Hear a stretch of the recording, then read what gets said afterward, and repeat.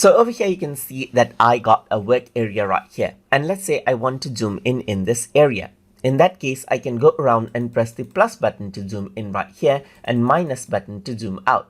Then you can go around and click on fit to fit out the entire content on this section.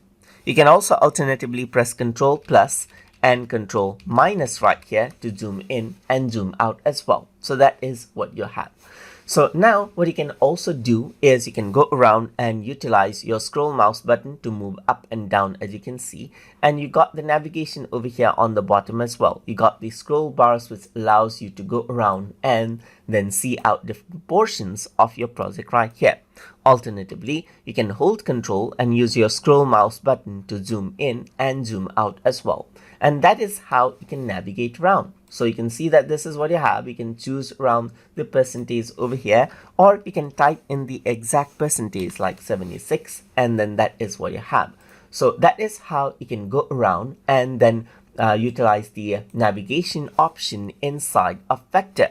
So I hope you guys learned something as always. And as always, please like, comment, share, and subscribe.